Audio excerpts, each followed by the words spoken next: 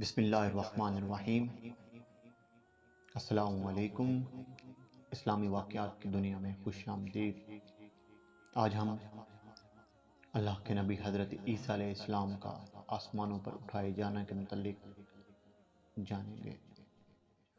حضرت عیسیٰ علیہ السلام نے جب یہودیوں کے سامنے اپنی نبوت کا اعلان فرمایا تو چونکہ یہودی تورات میں پڑھ چکے تھے کہ حضرت عیسیٰ مسیح علیہ السلام ان کے دین کو منسوخ کر دیں گے، اس لیے یہودی آپ کے دشمن ہو گئے، یہاں تک کہ جب حضرت عیسیٰ علیہ السلام نے یہ محسوس فرما لیا کہ یہودی اپنے کفر پر اڑے رہیں گے اور وہ مجھے قتل کر دیں گے، تو ایک دن آپ نے لوگوں کو مخاطب کر کے فرمایا، کون میرے مددگار ہوتے ہیں اللہ کے دین کی طرف سے؟ کہا جاتا ہے 12 یا 19 حواریوں نے حضرت عیسیٰ علیہ السلام کی آواز پر لبیک کہا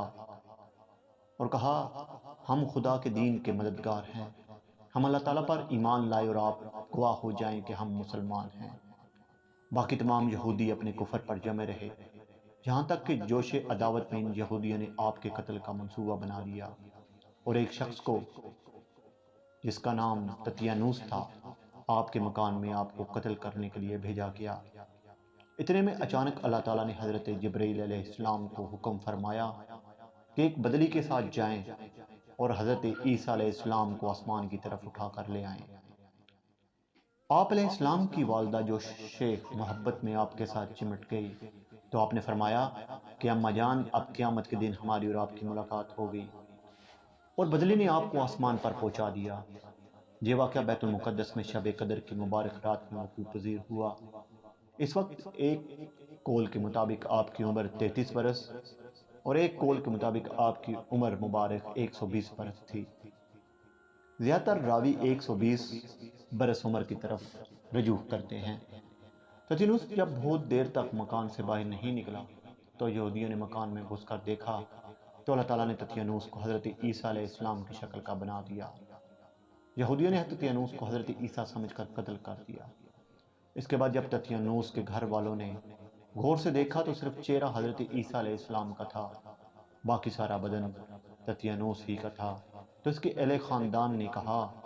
کہ اگر یہ مقتول حضرت عیسیٰ ہیں تو ہمارا آدمی تتیانوس کہاں ہے، اور اگر یہ تتیانوس ہے تو حضرت عیسیٰ کہاں ہیں گے؟ اس پر خود یہودیوں میں جنگ و جدل کی نوبت آ گئی اور خود یہودیوں نے ایک دوسرے کو قتل کرنا شروع کر دیا اور بہت سے یہودی قتل ہو گئے۔ خداوند قدوس نے قرآن مجید میں اس واقعہ کو اس طرح بیان فرمایا، ترجمہ، اور کافروں نے مکر کیا اور اللہ نے ان کے ہلاک کی خفیہ تدبیر فرمائی، اور اللہ سب سے بہتر چھپی تدبیر والا ہے۔ یاد کرو جب اللہ نے فرمایا، اے عیسیٰ، میں تجھے پوری عمر تک پہنچاؤں گا اور تجھے اپنی طرف اٹھا لوں گا اور تجھے کافروں سے پاک کر دوں گا اور تیرے پیراؤں کو قیامت تک تیرے منکروں پر غالب دوں گا، پھر تم سب میری طرف پلٹ کر آؤ گے تو میں تم میں فیصلہ فرما دوں گا جس بات میں جھگڑتے ہو۔ آپ علیہ السلام کے آسمان پر چلے جانے کے بعد حضرت مریم رضی اللہ تعالی عنہا نے 6 برس دنیا میں رہ کر گزارے اور اس کے بعد آپ نے وفات پائی۔ بخاری و مسلم کی روایت کے مطابق حضرت عیسیٰ علیہ السلام قرب قیامت میں زمین پر اتارے جائیں گے اور نبی آخر زمان صلی اللہ علیہ وآلہ وسلم کی شریعت پر عمل کریں گے اور دجال و خنزیر کو قتل فرمائیں گے اور صلیب کو توڑ دیں گے اور 7 برس تک دنیا میں عدل فرما کر وفات پائیں گے اور مدینہ منورہ میں گنبد خضرا کے اندر مدفون ہوں گے۔ قرآن مجید میں عیسائیوں کا رد کرتے ہوئے اللہ تعالیٰ ارشاد فرماتا ہے، ترجمہ، اور بے شک انہوں نے اس کو قتل نہ کیا بلکہ اللہ نے اسے اپنی طرف اٹھا لیا اور اللہ غالب حکمت والا ہے۔ ایک اور جگہ پر رب تعالیٰ ارشاد فرماتا ہے، ترجمہ، انہوں نے اسے قتل نہ کیا اور نہ اسے سولی دی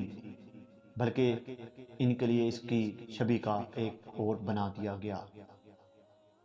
خلاصہ کلام یہ ہے کہ حضرت عیسیٰ علیہ السلام یہودیوں کے ہاتھوں مقتول نہیں ہوئے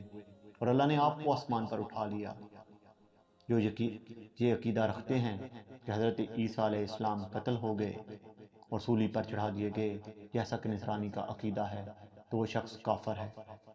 کیونکہ قرآن مجید میں صاف صاف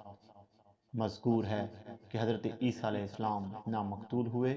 اور نہ ہی سولی پر لٹکا